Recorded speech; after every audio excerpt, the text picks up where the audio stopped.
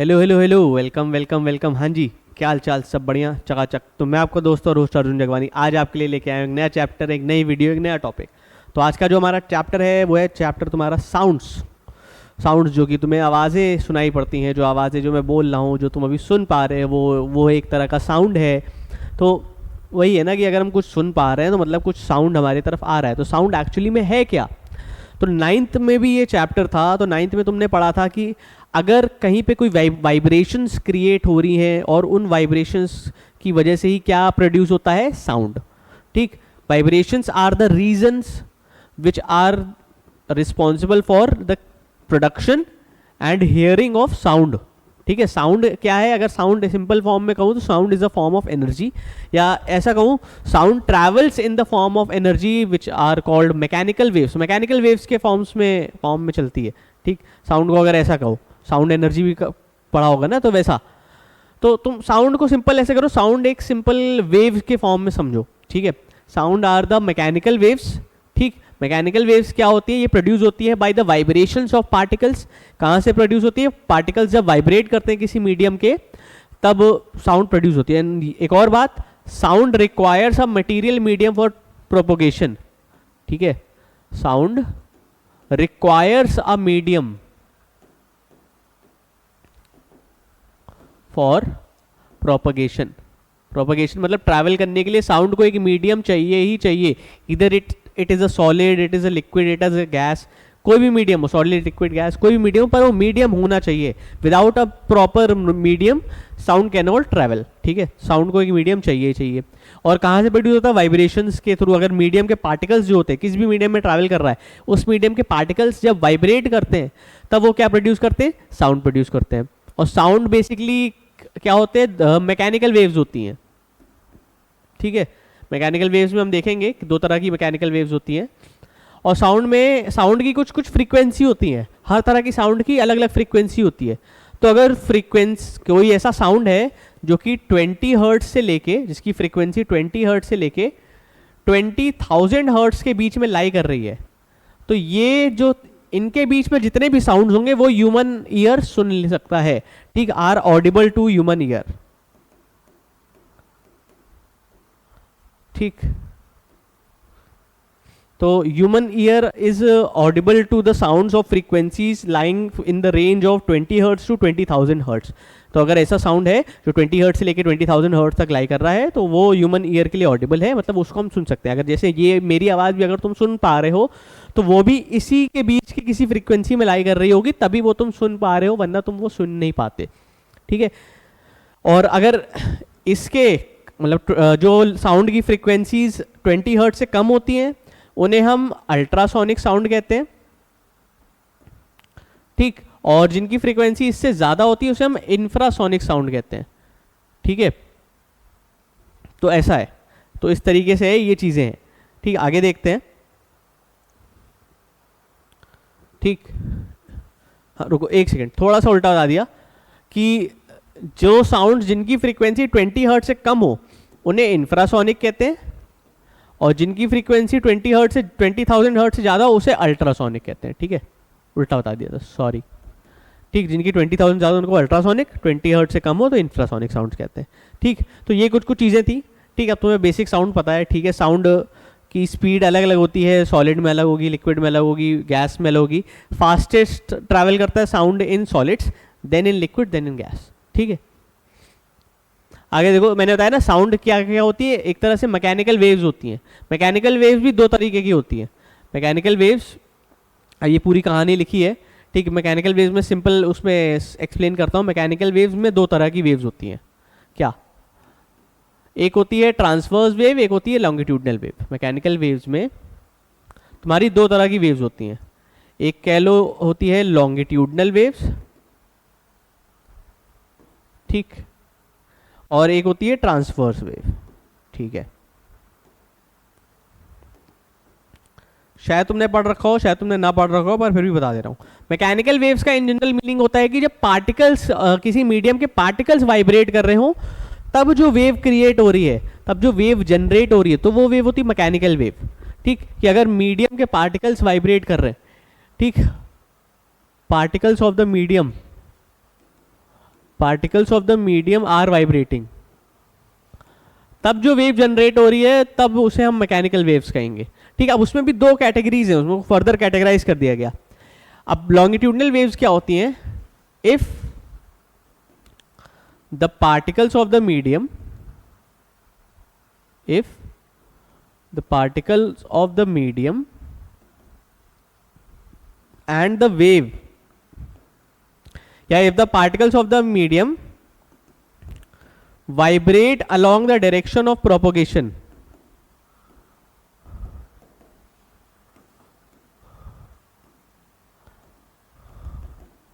then it is called a longitudinal wave. Example तुम्हारा compression and rare fractions of the medium या of the particles in air. बता रहा हूं, अभी थोड़ा सा डिटेल में जा रहा हूं, रुक जाओ। Compression and rarefactions of particles in air. ठीक, तो देखो लॉन्गिट्यूडनल वेव क्या होती है? अगर जो पार्टिकल है वो सेम डायरेक्शन में वाइब्रेट कर रहा हो जिस डायरेक्शन में मोशन हो रहा है, वेव का प्रोपोगेशन हो रहा है, तो वो कहलाता है लॉन्गिट्यूडनल वेव्स। मतलब अगर तुमने वो पढ़ा हो लास्ट ईयर, लाइक 9th में जब साउंड पढ़ा था, तो उसमें हमने पढ़ा था कंप्रेशंस होता है, फिर कहीं कहीं जगह रेयर फ्रैक्शन होता है, फिर कंप्रेशन होता है, फिर रेयर फ्रैक्शन होता है। तो कहीं कहीं जगह पार्टिकल्स क्लोज होते हैं, कहीं फिर वाइड हो गए, फिर क्लोज आए, फिर दूर चले गए। तो देखो ये तुम्हारा वेव का डायरेक्शन कैसा है, इस डायरेक्शन में। तुम्हारे पार्टिकल भी कैसे वाइब्रेट कर रहे हैं, ऐसे ऐसे ही वाइब्रेट कर रहे हैं। देखो पार्टिकल्स का वाइब्रेशन कैसा है, पार्टिकल्स का वाइब्रेशन भी ऐसे ही है, ऐसे ही डायरेक्शन में वाइब्रेशन है।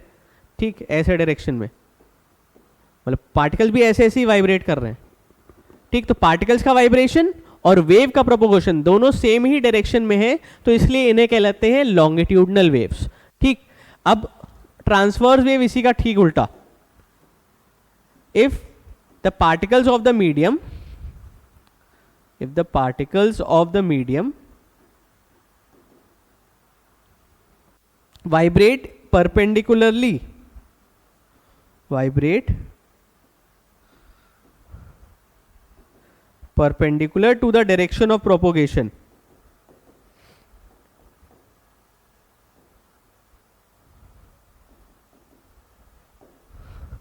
मतलब कि अगर जो पार्टिकल्स हैं वो परपेंडिकुलर हो प्रोपोगेशन के, मतलब जो पार्टिकल्स वाइब्रेट कर रहे हैं, मान लो वेव किस डायरेक्शन में जा रही है, इस डायरेक्शन में, और जो पार्टिकल्स है वो वाइब्रेट कर रहे हैं ऐसे, ऊपर नीचे, फिर ऊपर फिर नीचे, फिर ऊपर फिर नीचे, फिर ऊपर फिर नीचे। तो ये जो वाइब्रेशंस है, इसे हम, ये जो वेव बन रही है ये ये कहलाती है ट्रांसवर्स वेव। इसमें देखो जो पार्टिकल है वो प्रोपोगेशन के जो वेव का डायरेक्शन है, वेव का डायरेक्शन अगर ये है तो ये इसके परपेंडिकुलरली वाइब्रेट कर रहे हैं, मतलब इसके परपेंडिकुलर है। लॉन्गिट्यूडनल में क्या है, इसके साथ साथ वाइब्रेट कर रहे हैं पार्टिकल, और इसमें क्या है, वाइब्रेट कर रहे हैं इसके परपेंडिकुलर। वेव इधर ही जा रही है, देखो वेव इधर ही जा रही है। अगर लॉन्गिट्यूडनल की बात करो तो पार्टिकल्स ऐसे ऐसे वाइब्रेट कर रहे हैं और इधर की तरफ जा रहे हैं। ठीक, ऐसे ऐसे वाइब्रेट करके इधर की तरफ जा रहे हैं, जा इधर ही रहे। ट्रांसफर्स में भी पार्टिकल ऐसे ऐसे वाइब्रेट कर रहे हैं, देखो पार्टिकल्स क्या कर रहे हैं, ऐसे ऐसे वाइब्रेट कर रहे हैं, तब भी देखो कहाँ जा रहे हैं, इधर ही जा रहे हैं। प्रोपोगेशन वही है पर वाइब्रेशन बदल गया है। ठीक, तो साउंड वेव दोनों से प्रोड्यूस होती है। अगर बात करें सॉलिड लिक्विड, ठीक, सॉलिड्स लिक्विड्स और गैस में, ठीक, गैस कह लो या एयर कह लो, ये तीनों में लॉन्गिट्यूडनल वेव्स तो होती हैं। बाकी ट्रांसवर्स वेव किस में होती हैं, सॉलिड्स में होती है और लिक्विड के सरफेस पे होती है। सॉलिड्स में होती है और सरफेस ऑफ लिक्विड, बस इसी में होती है। तो लिक्विड के सरफेस पे जो साउंड प्रोड्यूस होती है वो ट्रांसवर्स वेव से प्रोड्यूस होती है, या सॉलिड्स के अंदर भी ट्रांसवर्स वेव होती है, सॉलिड के अंदर लॉन्गिट्यूडनल वेव्स भी होती हैं। ठीक, तो ये चीज़ें हैं। तो अब ये कुछ साउंड की जो वेव है उससे रिलेटेड कुछ कुछ टर्मिनोलॉजीज देख लो। एम्पलीट्यूड क्या होता है, टाइम पीरियड क्या होता है, फ्रीक्वेंसी क्या होती है, वेवलेंथ क्या होता है, वेव वेलोसिटी क्या होती है। एम्पलीट्यूड क्या होता है, when the sound wave travels in the medium the maximum displacement of the particle on the either side of its mean position is called amplitude. Amplitude क्या होता है, पार्टिकल जो भी वाइब्रेट कर रहा है तो मैक्सिमम कितना वाइब्रेट किया, मैक्सिमम कितना एम्पलीट्यूड गया, या ये कहूँ अपनी मीन पोजीशन से मैक्सिमम कितना डेविएट हुआ, या अगर ये कहूँ जैसे ये वाइब्रेशंस है, पार्टिकल की मीन पोजीशन ये है, तो पार्टिकल ये ऊपर गया, फिर नीचे आया, फिर ऊपर गया, फिर नीचे आया, फिर ऊपर गया, फिर नीचे आया, फिर ऊपर गया, फिर नीचे आया, तो देखो मैक्सिमम कितना जा रहा है, ये मैक्सिमम गया है, अपनी मीन पोजीशन से मैक्सिमम इतना गया है, तो ये कहलाता है एम्पलीट्यूड। ठीक, कि मीन पोजीशन से मैक्सिमम कितना वो हुआ। देखो ये वाइब्रेशंस तो ऐसी ही चल रही, ठीक, ये वेव तो ऐसी ही चलेगी ऐसे सीधे सीधे, पर इसमें मैक्सिमम कितना डिस्प्लेसमेंट गया अपनी मीन पोजीशन से। मीन पोजीशन से जितना भी मैक्सिमम डिस्प्लेसमेंट जाता है तो वो कहलाता है एम्पलीट्यूड। ठीक, तो वही यहाँ पे लिखा है। ठीक, when the maximum displacement of particle on the either side of it mean, either side मतलब चाहे ऊपर चाहे नीचे, मतलब किसी भी साइड। ठीक, टाइम पीरियड क्या होता है, the time taken by the particles to complete its one vibration. एक सिंगल वाइब्रेशन कंप्लीट करने के लिए जितना भी टाइम लेंगे, मतलब देखो ये पूरी एक सिंगल वाइब्रेशन होती है, अगर मैं इसको रेफरेंस लूं तो ये क्या है, पूरी एक सिंगल वाइब्रेशन है, ये इतनी जो भी वाइब्रेशन है सिंगल है। क्यों? क्योंकि यहाँ पे देखो एक बार प्लस में जा रहा है, एक बार माइनस में जा रहा है, मतलब ऐसे एक बार मीन पोजीशन से ऊपर जा रहा है, फिर एक बार मीन पोजीशन से नीचे आ रहा है, तो ये टोटल वाइब्रेशन हो। वाइब्रेशन मतलब क्या, एक बार आगे, एक बार पीछे, फिर वापस मीन पोजीशन पे, तो ये टोटल वाइब्रेशन होती है। ठीक, समझ लो, मीन पोजीशन, एक बार अप, फिर एक बार डाउन, फिर वापस मीन पोजीशन पे, तो ये पूरी टोटल वाइब्रेशन हुई, एक सिंगल वाइब्रेशन हुई। और इस सिंगल वाइब्रेशन को कंप्लीट करने के लिए जितना भी टाइम लग रहा है that is called time period. तो इसको कंप्लीट करने के लिए जितना भी टाइम लग रहा है that is called time period, और ये कैपिटल टी से डिनोट किया जाता है। ठीक, फिर कहते हैं फ्रीक्वेंसी। फ्रीक्वेंसी क्या होता है, number of vibrations made by the particles in 1 second. एक सेकेंड में कितने वाइब्रेशंस कंप्लीट हुए, तो number of vibrations in 1 second is called frequency. ठीक है, कि मतलब 1 सेकेंड का टाइम है मेरे पास, ये मेरे पास टाइम कितना है, 1 सेकेंड का टाइम है, इसमें मैंने कितने वाइब्रेशंस कंप्लीट कर लिए, तो मान लेते हैं इसमें मैंने 1 2 3 4 वाइब्रेशन कंप्लीट कर लिए, 4 वाइब्रेशंस इन 1 सेकेंड, तो इसकी फ्रीक्वेंसी कितनी हो जाएगी, 4। ठीक, 4 हर्ट्ज कह लो या 4 पर सेकेंड कह लो, यूनिट दोनों है इसकी। ठीक, ठीक है। और वेवलेंथ, वेवलेंथ क्या होता है, the distance travelled by the wave in 1 time period is called wavelength. Wavelength की डेफिनेशन होती है, ये अगर 1 टाइम पीरियड यहाँ से यहाँ तक है, एक वाइब्रेशन का टाइम पीरियड ना यहाँ से यहाँ तक, ये अगर 1 टाइम पीरियड है, तो the distance travelled by the wave in 1 time period is called wavelength. तो ये इसकी वेवलेंथ होगी, इसको लैम्डा से डिनोट किया जाता है, दिस इज द वेवलेंथ। ठीक, कि मतलब वेव की लेंथ कितनी है ऐसा समझो, या इसको, इसकी डेफिनेशन एक और तरीके से डिफाइन होती है बुक्स में, इसको जो बोला जाता है, इसको बोला जाता है क्रेस्ट, इसको बोला जाता है क्रेस्ट, और ये जो नीचे ये जो बन रहा है इसको बोला जाता है ट्रफ। ठीक, तो वेवलेंथ की एक और डेफिनेशन होती है, बुक्स में लिखी होती है, the distance between 2 consecutive crest. ठीक, the distance between 2 consecutive crest या 2 consecutive trough is called wavelength. तो वेवलेंथ को डिफाइन करने की एक और मतलब डेफिनेशन है, या तो ऐसा कह लो, या तो ऐसा कह लो कि the distance of wave in 1 time period, या the distance travelled by wave in 1 time period is called wavelength, ये लिख लो। या फिर एक और डेफिनेशन है, the distance between 2 consecutive crest या 2 consecutive trough is called wavelength. दोनों डेफिनेशन बिल्कुल करेक्ट है। ठीक, वेव वेलोसिटी, कि वेव की वेलोसिटी कितनी, किस वेलोसिटी से wave is travelling, the distance travelled by the wave in 1 second is called wave velocity. Basically wave की velocity, nothing special about it, कि wave velocity generally refers to the velocity of wave, ये जो wave travel कर रही है इसकी velocity कितनी है। ठीक, ठीक है, आगे देखो, relation between time period and frequency. अब ये याद रखो कि फ्रीक्वेंसी और टाइम पीरियड में हमेशा इन्वर्स रिलेशन है, frequency is always equal to reciprocal of time period. ठीक, F इक्वल्स 1/t, और फ्रीक्वेंसी की यूनिट होती है हर्ट्ज होगी, या फिर लिखा होगा पर सेकेंड। ठीक, तो फ्रीक्वेंसी की ये यूनिट हो सकती है, टाइम की यूनिट तो पता ही है, टाइम पीरियड की यूनिट सेकेंड है। ठीक, तो ये रिलेशन याद रखना, कभी ना कहीं यूज हो सकता है कहीं। ठीक, इन्वर्सली प्रोपोर्शनल होते हैं दोनों, टाइम पीरियड ज़्यादा होगा तो फ्रीक्वेंसी कम होगी, फ्रीक्वेंसी ज़्यादा होगी तो टाइम पीरियड कम होगा। ठीक, इन्वर्स रिलेशन है। आगे देखो क्या है, relation between wave velocity, frequency and wavelength. ये बहुत इंपॉर्टेंट फॉर्मूला है। यहाँ पे देखो क्या है, wave velocity v equals frequency into wavelength, wave velocity v equals frequency into wavelength. यहाँ पे जो v है वो है वेव वेलोसिटी, ठीक, f है फ्रीक्वेंसी और लैम्डा है वेवलेंथ। ठीक, बहुत इंपॉर्टेंट रिलेशन है ये, रिलेशन इवन 12th में भी काम आता है बहुत बार। ठीक, तो ये याद रखना। ठीक, ठीक है, आगे देखो। अब यहां पे difference between light and sound waves, ये छोटा मोटा डिफरेंस है, डिफरेंस देख लेते हैं क्या है। आई होप रीडेबल है, रीडेबल है कि नहीं है, रीडेबल है। ठीक है, लाइट वेव्स क्या होती थी, लाइट वेव होती है इलेक्ट्रोमैग्नेटिक वेव्स। ठीक, light waves are electromagnetic waves. Sound waves क्या है, sound waves are mechanical waves.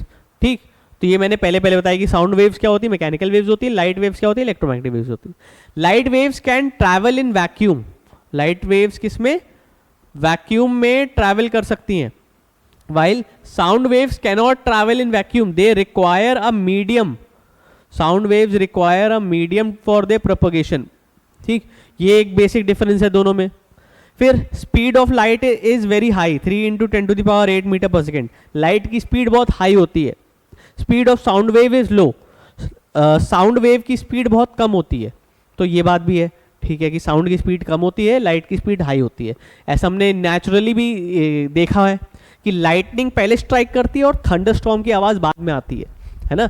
ऐसा देखा होगा बारिश के मौसम में कि तुमने देखा है बिजली पहले चमकी, फिर उसके कुछ देर बाद तुम वो थंडर साउंड की आवाज़ सुन रहे हो, क्या बोलते हैं, बादल गड़गड़ाने की आवाज़ सुन रहे हो। ठीक, तो वो इसलिए होता है, लाइट क्योंकि उसकी लाइट की वेलोसिटी हाई होती है तो वो हमें पहले दिखाई पड़ती है, साउंड की वेलोसिटी धीरे होती है तो वो बाद में सुनाई पड़ता है। ठीक, wavelength of light wave is very small.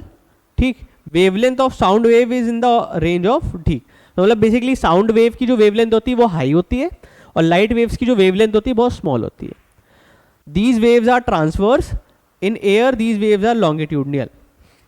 तो साउंड वेव्स एयर में लॉन्गिट्यूडनल होती हैं और लाइट वेव्स एयर में ट्रांसवर्स होती है। लाइट वेव्स तो इन जनरल ट्रांसवर्स होती है।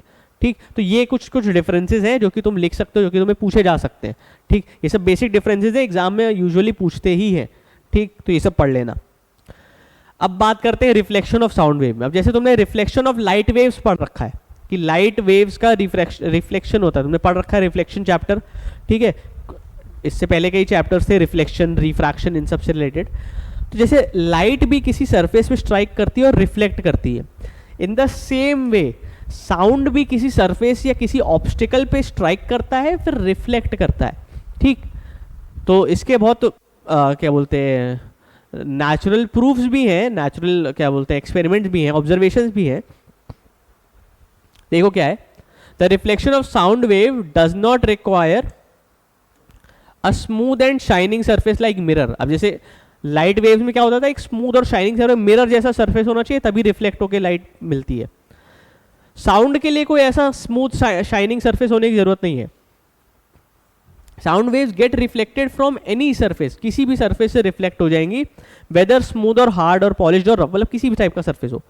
The only requirement for the reflection of sound wave is that size of reflecting surface must be bigger than the wavelength of sound. मतलब वो एक बड़ा सरफेस होना चाहिए। ऐसा नहीं कि तुम एक पेन की निडल ले रहे हो, या मतलब वही एक पिन ले रहे हो या निडल ले रहे हो, ठीक है, एक सुई ले रहे हो, कहो इससे साउंड वेव रिफ्लेक्ट करके दिखाओ, ऐसा तो नहीं होगा ना। मतलब वो जो सरफेस होना चाहिए वो बिग इनफ होना चाहिए कि साउंड रिफ्लेक्ट कर पाए। साउंड की जो वेवलेंथ है उसको उससे बड़ा होना चाहिए उस सरफेस। ठीक है, तो ये होना चाहिए। ठीक है, अब इसी में बात करते हैं साउंड रिफ्लेक्शन। तो ठीक है, रिफ्लेक्शन ऑफ साउंड वेव का अगर एग्जांपल देखना है तो कोई भी खाली कमरा चले जाओ, मतलब कोई भी तुम खाली कमरे में चले जाओ, एकदम कोई खाली कमरा हो, कभी घर बन रहा हो या कहीं ऐसे किसी खाली रूम में गो, एकदम एम्प्टी स्पेस में जाओ जहाँ पे कुछ नहीं, वो ऐसा रूम जहाँ पे कुछ भी नहीं पड़ा हो, एकदम खाली, बस 4 दीवारें हो। ठीक, 4 दीवारें हो, ठीक, और चारों दीवारें हो और कुछ भी ना हो, ना रूम में बेड हो, ना चेयर हो, ना टेबल, कुछ भी ना हो, सिर्फ 4 दीवारें हो, और उस रूम में जाके आवाज़ करो, उस रूम में जाके अपना नाम चिल्लाओ या कुछ भी उसमें बात करो, तो तुम्हें थोड़ा सा वो एक अपनी साउंड थोड़ी सी वापस आती हुई दिखेगी, अपनी साउंड थोड़ी सी तुम्हें थोड़ी सी 2 बार सुनाई पड़ेगी, हल्का सा एक ओवरलैप दिखेगा साउंड का। ठीक, तो यहाँ पे रिफ्लेक्शन ऑफ साउंड होता है। ठीक है, तुम्हारी साउंड तुम्हें भी आ रही है, तुम अपना नाम चिल्ला रहे हो तो तुम्हें भी तुम्हारा नाम थोड़ा सा आ रहा है सुनाई पड़ने में। ठीक है, एक तुम्हें अपना एक क्या बोलते हैं आफ्टर इफेक्ट आ रहा है तुम्हारे नाम का, ठीक, तो वो है, तो होता है रिफ्लेक्शन ऑफ साउंड। अब इसी में हम आगे इसी को थोड़ा सा और एक्सटेंड कर दे तो ये बात आती है एको की, ठीक। एको, एको क्या है, ये एक स्पेशल टाइप का रिफ्लेक्शन है, मतलब ये भी साउंड का ही रिफ्लेक्शन का ही कंक्लूजन है, मतलब उसी का कॉन्सिक्वेंस है कि रिफ्लेक्शन ऑफ साउंड वेव्स की वजह से ही होता है एको। पर इसमें एक स्पेशल कंडीशन है कि जब हम एको क्या होता है कि हमने कोई साउंड प्रोड्यूस करी, हमें वो साउंड कुछ देर बाद वापस सुनाई पड़े, ठीक है। ये रिफ्लेक्शन से थोड़ा सा आगे जाके, मतलब इसमें क्या है, इसमें थोड़ा सा एक एडिशनल पॉइंट है कि लाइक मैंने कुछ आवाज़ बोली, लाइक मैंने कोई एक सेंटेंस बोला, अब there is a term that is called persistence of hearing, ठीक है, एक वन वर्ड है like persistence of hearing. Persistence of hearing को मैं सिंपल लैंग्वेज में एक्सप्लेन करूँ, ये कह सकता है, मतलब इसको तुम कह सकते हो आफ्टर इफेक्ट्स ऑफ साउंड, मतलब जो तुमने बोला उसका थोड़ा देर तक तुम्हारे ईयर में परसिस्टेंस रहता है, लाइक अपनी आवाज़ तुम्हें खुद सुनाई देती है, तुम समझना इसको, समझना, इसमें समझने वाली चीज़ है परसिस्टेंस ऑफ हियरिंग में, कि तुमने कोई चीज़ बोली, तुमने अपना नाम बोला लेट से, ठीक, तो तुमने, या तुम ऐसे तुम ग्राउंड में खड़े हो, ग्राउंड में खड़े हो, तुम्हारा दोस्त उधर से चल के जा रहा है, या तुमने देखा कि चलो ठीक है तुम्हारा दोस्त उधर से चल जा रहा है, तुम्हारा दोस्त कोई बढ़िया खाने का सामान लाया था, ठीक, अब तुम ग्राउंड पे खड़े हो,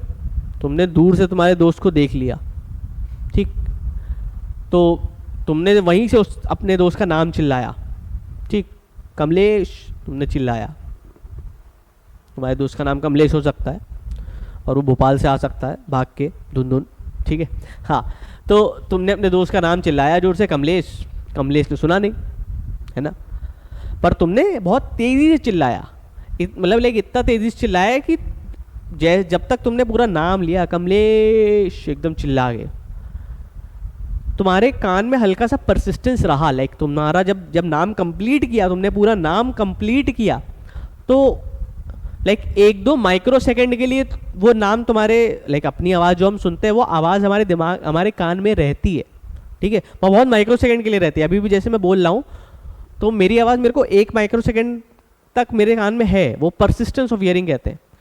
तो अब एको में क्या होता है कि जैसे तुमने नाम बुलाया, पूरा नाम चिल्लाया तुमने कमलेश, परसिस्टेंस ऑफ हियरिंग रही 1 माइक्रो सेकेंड तक, फिर इसके बाद तुम्हें वापस वो अगर साउंड सुनाई पड़े कमलेश वापस, है ना, तो उसे हम कहते हैं एको। ये हो गया बहुत टेक्निकल डेफिनेशन, मैंने तुम्हें समझाई कि तुमने अपना नाम लिया, परसिस्टेंस ऑफ हियरिंग खत्म हुई, मतलब तुम्हारे आवाज़ में जो कान में जो आवाज़ हल्की सी गूंज रही थी, जो खुद की आवाज़ गूंज रही थी वो खत्म हुई, बहुत 1 माइक्रो सेकेंड के लिए होता है, कोई बहुत ज़्यादा देर के लिए नहीं होता, तो वो खत्म हुई।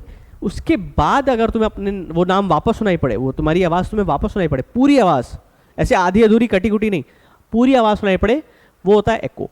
जो एको का एग्जाम्पल है वो हमें नॉर्मल डेली लाइफ में नहीं मिलता। तुम खाली कमरे में जाओ, जो तुम्हें आवाज़ आ रही है वो एको नहीं है, वो रिफ्लेक्शन है, उसे हम एको नहीं कहेंगे। एको में एक स्पेशल कंडीशन है, यही जो परसिस्टेंस वाली बताई। और एक और एको होता है यूजुअली तुम्हारा, जहाँ तुम्हारा ऑब्स्टेकल बहुत दूर हो, ठीक, लाइक अप्रॉक्स 16 मीटर के डिस्टेंस पे हो, यहाँ कहीं डिस्टेंस मेंशन होगा, ठीक है, मतलब यूजुअली तुम एको को एक्सपीरियंस कर सकते हो माउंटेन क्लिफ्स पे, बहुत एम्प्टी स्पेस में, जो तुम्हारा ग्राउंड है वो एम्प्टी स्पेस नहीं है, वहाँ पे ऑब्स्टिकल्स हैं, बहुत सारे ऑब्स्टिकल्स हैं, ठीक है, वो इतना एम्प्टी स्पेस नहीं है, 16 मीटर का नहीं है इतना स्पेस, ठीक।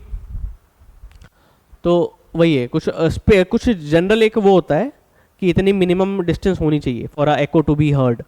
तो echo heard after the reflection from a distance optical, तो ऑब्स्टिकल जो होता है बहुत दूरी पे होता है, तो यूजुअली सच एज क्लिफ, कोई माउंटेन की क्लिफ है उस पे हो गया, ठीक है, hill side wall of a building, ठीक है, बहुत दूर है अगर building, edge of a forest, ठीक, आफ्टर द ओरिजिनल साउंड है सीज, हाँ, तुम्हारी ओरिजिनल साउंड खत्म होने के बाद जो साउंड आ रही है वो एको होता है, ठीक है, कि तुमने पूरा नाम खत्म किया, कमलेश पूरा नाम खत्म किया, फिर वापस आ रहा है कमलेश, है ना, तो वो होता है एको, समझ रहे हो।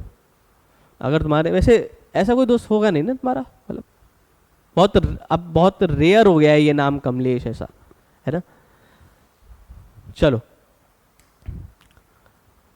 कंडीशन फॉर एन एको, अब जैसे मैंने बताया, echo is heard only if the distance of person producing the sound and the obstacle is long enough to allow the sound reflect, वही जो मैंने बताया परसिस्टेंस ऑफ हियरिंग का, ठीक, हाँ, the reason is that sensation of sound persist in our ear. जो sound का sensation है वो हमारे ईयर में परसिस्ट होता है, बहुत माइन्यूट सेकंड के लिए पर होता है, ठीक, for about 0 to 1 second after the existing stimulus, ठीक है।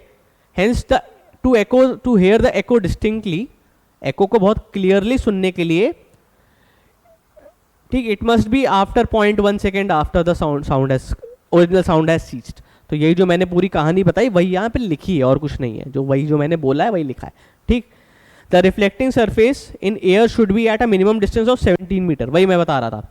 जो ऑब्स्टेकल होता है वो सोर्स से अराउंड 17 मीटर, 16 to 17 मीटर के डिस्टेंस पे हो, तभी हमें वो एको सुन पाएंगे। मतलब ये हमारा सोर्स है, ये हमारा ऑब्स्टेकल है, ठीक। अगर ये अप्रॉक्स 17 मीटर के डिस्टेंस या उससे ज़्यादा के डिस्टेंस पे है तभी ये साउंड एको हो पाएगी, ठीक। कि हमारा ये साउंड यहाँ तक गया, यहाँ से फिर रिफ्लेक्ट होके आया एको। ये एको तभी हम सुन पाएंगे जब हमारा डिस्टेंस इतना हो, एटलीस्ट 17 मीटर हो, ठीक, ठीक है। The intensity of sound should be such that the reflecting sound reaches the ear sufficiently to be audible. मतलब ये साउंड की इंटेंसिटी थोड़ी हाई होनी चाहिए, ऐसा नहीं कि धीरे से चिल्ला रहे हो, ठीक है। तो धीरे से चिल्लाओगे तो किसी को नहीं सुनाई पड़ेगा, मतलब थोड़ा तेज चिल्लाना पड़ेगा ताकि ये वापस आए, ठीक है, तुम्हारे पास, ठीक है। If there are repeated reflection, अब इसी तरह के रिफ्लेक्शन रिपीटेड हो जाए, बार बार एक कंटिन्यूसली हम रिपीट कर रहे हैं रिफ्लेक्शन, ठीक, the sound gets prolong and this is known as reverberation, ठीक। It can easily be experience in high tombs like Taj Mahal, Sikandra Mahal, ठीक है, एक्सेट्रा। तो ये सब वहां पे एक्सपीरियंस करते जा सकते, या तुम्हें मैं कहूँ ऑडिटोरियम में तुम रिवर्बरेशन तुम एक्सपीरियंस करते हो। ऑडिटोरियम में क्या होता है, जो तुम्हारे हॉल्स होते हैं, ऑडिटोरियम्स होते हैं, तुम्हारे स्कूल्स वगैरह में होंगे, या तुमने कहीं बाहर कोई इवेंट ऐसा तुमने एक्सपीरियंस किया हो तो वहाँ ऑडिटोरियम्स वगैरह में गए होगे, तो वहाँ पे जो स्पीकर पे साउंड बजता है वो रिवर्ब हो रहा है, ठीक है, लाइक रिवर्बरेशन हो रहा है। वहाँ पे जो साउंड है वो बार बार रिफ्लेक्ट हो रहा है एक तो बार बार, और जो ये रिफ्लेक्शन है बहुत प्रोलॉन्ग्ड है, बहुत देर तक हो रहा है।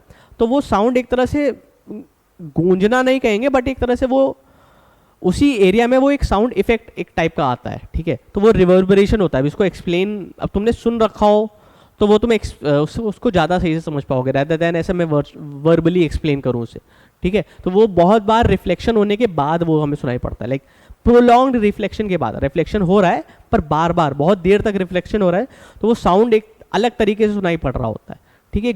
गूंजता हुआ या एक बहुत लो फ्रीक्वेंसी और एकदम हाई इंटेंसिटी से साउंड सुनाई पड़ रहा होता है, ठीक है, एकदम ऐसा मफल्ड टाइप साउंड सुनाई पड़ रहा होता है, ठीक है। अब यूजेस ऑफ एकोस, एकोस के कुछ कुछ यूजेस भी हैं। एकोस अलग अलग जगह पे यूज होता है। It is in the application of sound ranging and echo depth sounding, ठीक, बाय यूजिंग अल्ट्रासोनिक वेव्स, ठीक। तो कहाँ पे यूज होता है? हाँ, they are used in they can travel undeviated through a long distance, they can be confined to a narrow beam, they are not easily absorbed in a medium। तो ये basically sound ranging और एको depth sounding में काम आता है। ये सब जो तुम्हारा एको यूज है, एको का यूज किस में काम आता है? साउंड रेंजिंग, सोनार्स वगैरह में काम आता है, और एको डेप्थ नेविगेशन में काम आता है, लाइक नेविगेशन में काम आता है, और ऑब्स्टेकल्स को डिफाइन करने, ऑब्स्टेकल को डिटेक्ट करने में काम आता है, ठीक। क्यों यूजफुल है? अब देखो, echo used by dolphins, fisherman and bats, देखो ये भी यूज करते हैं। और तुम्हारा साउंड रेंजिंग बेसिकली सोनार में काम आता है एको, ठीक। साउंड रेंजिंग एंड नेविगेशन क्या होता है इसमें? तुम्हारा जो भी तुम्हारी बोट होती है या जो तुम्हारा, ठीक है, सबमरीन या बोट जो भी करो, ये कहीं पे है, ये किसी वाटर लेवल पे है, किसी वाटर लेवल पे है, ठीक। अब यहाँ नीचे कोई ऑब्स्टिकल है, अब हमें पता लगाना है ये ऑब्स्टिकल कितने डिस्टेंस पे है, कितनी दूरी पे है। तो यहाँ से क्या होती है, रेस सेंड करी जाती हैं, और ये कितनी देर में रिफ्लेक्ट करके वापस आती हैं ये देखा जाता है। टोटल टाइम नोट किया जाता है कि कितनी देर में ये रेस गई और फिर कितनी देर में ये रेस वापस भी आई। तो टोटल टाइम देखा जाता है और ये वेलोसिटी देखी जाती है, उसी वेलोसिटी और टाइम के बेसिस पे ये डिस्टेंस कैलकुलेट किया जाता है, ठीक। तो ये साउंड एंड नेविगेशन में काम आता है ये एको का प्रिंसिपल, ठीक। फिर एको का प्रिंसिपल तुम्हारा डॉल्फिन्स, फिशरमैन और बैट्स भी यूज करते हैं, ठीक, अपने प्रे को कैच करने के लिए या ऑब्स्टिकल्स को डिटेक्ट करने के लिए कि वो भी रेडिएशंस एमिट करते हैं या साउंड वेव्स एमिट करते हैं, और वो साउंड वेव्स उन पे कितनी देर में रिफ्लेक्ट हो रही है, वापस आ रही है कितनी देर में उनके पास, उसके मदद से वो डिस्टेंस का कैलकुलेशन लगाते हैं कि अगर मैं साउंड अभी भेज रहा हूँ और ये मेरे पास 4 सेकंड बाद ये साउंड वापस आ रही, तो वो ऑब्स्टिकल मेरे से कितनी दूरी पे है, तो ये वैसे कैलकुलेट करते हैं। ठीक, तो ये सब चीज़ें ये सब पढ़ सकते हो। अब यूज़ ऑफ एको बाई सोनार, वही जो मैंने बताया कि क्या होता है, एक ट्रांसमीटर होता है, एक रिसीवर होता है। तो जो शिप होती है, जो बोट होती है, वो साउंड सेंड करती है। ठीक, ये साउंड सेंड करी, ऑब्स्टिकल से साउंड टकराई, फिर वहाँ से रिफ्लेक्ट होके बैक वापस आती है। तो ये हम ये टोटल टाइम नोट करते हैं, सेंड होने का और वापस आने का, ये टोटल टाइम नोट करते हैं। ठीक, वेलोसिटी नोट करते हैं, फिर डिस्टेंस निकाल लेते हैं। तो distance equals velocity into time, ये आ गया। ये जो टोटल डिस्टेंस है इसका हाफ कर देते हैं। क्यों? क्योंकि ये 2 बार ट्रैवल हो रही है ना, एक बार जाने के लिए, एक बार आने के लिए। तो ये जितनी भी डिस्टेंस आई इसका हाफ कर दो, तो हमें डिस्टेंस मिल जाता है कि ऑब्स्टिकल कितनी दूरी पे है। ठीक, तो ये सब चीज़ें काम आ सकती हैं, ये सब चीज़ों के लिए यूज़ होता है। ठीक, the depth of sea can also be found by this method, sea की डेप्थ भी ऐसे ही फाउंड होती है। ठीक, then this process is called echo depth sounding. अगर हम वही सी का डेप्थ निकालने के लिए इस मेथड को यूज़ करें तो इसे एको डेप्थ साउंडिंग कहते हैं। ठीक, ठीक है, आगे देखो, use of echo in medical field, medical field में भी एको यूज़ होता है, तो वो भी देख लेना। ठीक, एको कार्डियोग्राफी में यूज़ होता है। ठीक है, तो ये सब चीज़ें। फिर नेचुरल वाइब्रेशन, अब वाइब्रेशंस पे आते हैं। कुछ कुछ तरह की वाइब्रेशंस होती है नेचुरल, 3 तरह की बेसिक वाइब्रेशंस होती हैं, नेचुरल वाइब्रेशंस, डैम्प्ड वाइब्रेशन और फोर्स्ड वाइब्रेशंस। ये 3 तरह की वाइब्रेशंस है। तीनों के बीच में डिफरेंस समझ लो, 3 किस टाइप की वाइब्रेशन होती है, क्या क्या होता है, और इनके बीच में बेसिक डिफरेंस क्या है, और एक एक एग्जाम्पल इनका पढ़ लो। ठीक, इतना ही ज़रूरी है इसमें कि नेचुरल वाइब्रेशन होती क्या है, इनका एग्जाम्पल क्या है। सेम डैम्प्ड वाइब्रेशंस क्या होती है, इनका एग्जाम्पल क्या है, इनका ग्राफ कैसा है, और फोर्स्ड वाइब्रेशन क्या होती है, इनका एग्जाम्पल क्या है। ठीक, ये चीज़ें पढ़ते हैं।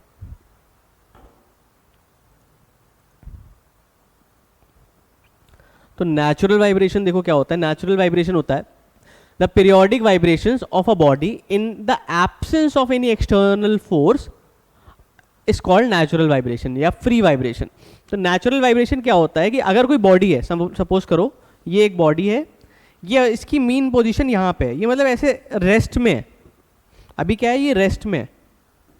ठीक, मैंने इस बॉडी को क्या हुआ, मैंने इस बॉडी को यहाँ से पकड़ा और इसको थोड़ा सा अपनी मीन पोजीशन से डिस्प्लेस कराया, इसको अपनी मीन पोजीशन से डिस्प्लेस कराया, हल्का सा डिस्प्लेस कराया और यहाँ से छोड़ दिया। छोड़ देने के बाद ये थोड़ा सा अपना किसी फ्रीक्वेंसी से वाइब्रेट करने लगी। ये पहले इधर आई वापस, ठीक, फिर इधर गई वापस, फिर इधर वापस आई, फिर इधर वापस आई। तो ये इधर अपनी नेचुरल, मतलब कोई एक्सटर्नल फोर्स नहीं लगाया, मैंने ऐसे करके इस बॉल को ऐसे फेंका नहीं, मैंने बस हल्का सा पीछे गया और डिस्प्लेस कर दिया। ठीक, हल्का सा डिस्प्लेस करना और ऐसे फेंकना, दोनों में बहुत ज़मीन आसमान का फ़र्क है, समझना। अगर ये पेंडुलम है, समझना, अगर यही पेंडुलम है, ये एकदम रेस्ट पे है, अब इसको अगर मैं डिस्प्लेस कर, अगर मैं सीधे फोर्स लगाऊं, तो फोर्स का मतलब मैंने इसको ऐसे फोर्स लगाया तो ये ऐसे ऐसे वाइब्रेट करने लगा। मैं फोर्स नहीं लगा रहा हूँ, मैं बिल्कुल फोर्स लगा ही नहीं रहा हूँ एक्सटर्नल, मैं इसको बस अपनी मीन पोजीशन से डिस्प्लेस कर रहा हूँ, हल्का सा डिस्प्लेस किया और छोड़ दिया। छोड़ देने के बाद ये नेचुरली जैसे ये ऑसिलेट करने लगे अपनी नेचुरल फ्रीक्वेंसी से, कुछ एक्सटर्नल अपने हिसाब से फोर्स नहीं लगा रहा हूँ, ये जिस भी नेचुरल फ्रीक्वेंसी से वाइब्रेट करने लगे तो इसे हम कहेंगे नेचुरल फ्रीक्वेंसी। ये नेचुरल फ्रीक्वेंसी है। अब इसमें एक कंडीशन और है, नेचुरल वाइब्रेशंस जो होती हैं they occur in vacuum, vacuum in the absence of in the absence of frictional force, in the absence of frictional force, मतलब और कोई फ्रिक्शनल फोर्स भी नहीं होता। ठीक, तो इसमें और कोई एक्सटर्नल फ्रिक्शनल फोर्स में इंटरनल इसका रिस्टोरिंग फोर्स ही होता है। ठीक, तो नेचुरल वाइब्रेशन में यहाँ पे कोई फ्रिक्शनल फोर्स भी नहीं है क्योंकि ये वैक्यूम में हो रहा है। तो नेचुरल वाइब्रेशन में एक बार तुमने बॉडी को डिस्प्लेस कर दिया, फिर ये अपनी नेचुरल फ्रीक्वेंसी से वाइब्रेट करने लगेगा, फिर ये अपनी नेचुरल फ्रीक्वेंसी से वाइब्रेट करने लगेगा। ठीक, ये अपनी नेचुरल फ्रीक्वेंसी से यहाँ वाइब्रेट करने लगेगा। ठीक, तो ये होता है नेचुरल वाइब्रेशंस। जब तुम किसी बॉडी को अपनी मीन पोजीशन से डिस्प्लेस करो और छोड़ दो तो वो नेचुरली जो वाइब्रेट करने, जो फ्री, देखो यहाँ फ्री का मतलब क्या है, it is free from external forces. कोई एक्सटर्नल फोर्स लग ही नहीं रहा है उस पर, कोई फ्रिक्शनल फोर्स लग ही नहीं रहा है, ना कोई एयर का फ्रिक्शनल फोर्स है क्योंकि वैक्यूम में है, वैक्यूम में नहीं है तो कुछ एयर का फ्रिक्शनल फोर्स भी नहीं है, और कोई एक्सटर्नल फोर्स भी नहीं लग रहा, मतलब हम भी अपने हिसाब से फोर्स नहीं लगा रहे, हमने उसको छोड़ दिया है। तो जो नेचुरली वो अपनी किसी वाइब्रेशन से अगर ऑसिलेट कर रहा है तो वो कहलाती है नेचुरल वाइब्रेशन। ठीक है, मतलब उसमें कुछ और एक्सटर्नल हमने अप्लाई नहीं किया है। ठीक है, अब यहाँ पे देखो टाइम, ये सब चीज़ें किस पे डिपेंड करती है, शायद दिखेगा ये विजिबल, हाँ ठीक है। The period of vibration depends upon the size and shape of body है, बिल्कुल। ये जो नेचुरल वाइब्रेशन है ये शेप और साइज पे डिपेंड करती है। बॉडी जितनी ज़्यादा हैवी या जितनी ज़्यादा बल्की होगी तो उसकी नेचुरल वाइब्रेशन उतनी कम हो जाएंगी, बॉडी जितनी ज़्यादा छोटी होगी उसकी वाइब्रेशन उतनी ज़्यादा हो जाएंगी। ठीक है, फ्रीक्वेंसी उतनी ज़्यादा हो जाएगी। टाइम पीरियड, इसको नेचुरल पीरियड भी कहते हैं, फ्रीक्वेंसी को नेचुरल फ्रीक्वेंसी भी कहते हैं। ठीक है, नेचुरल वाइब्रेशंस में बस नाम है, इसे नेचुरल पीरियड उसका टाइम पीरियड कहते हैं, और जो फ्रीक्वेंसी होती है इसे नेचुरल फ्रीक्वेंसी कहते हैं। Natural vibrations occurs in vacuum, यही मैंने बता रहा हूँ कि ये वैक्यूम में ही होती है, दैट इज नो रेजिस्टेंस, कोई रेजिस्टेंस नहीं है, कोई एयर का रेजिस्टेंस नहीं, कोई मीडियम का रेजिस्टेंस नहीं है। ठीक है, आगे देखो, force working on natural vibration. अब कौन सा फोर्स काम कर रहा होता है, केवल रिस्टोरिंग फोर्स, मतलब ये जो स्ट्रिंग के अंदर जो फोर्स है,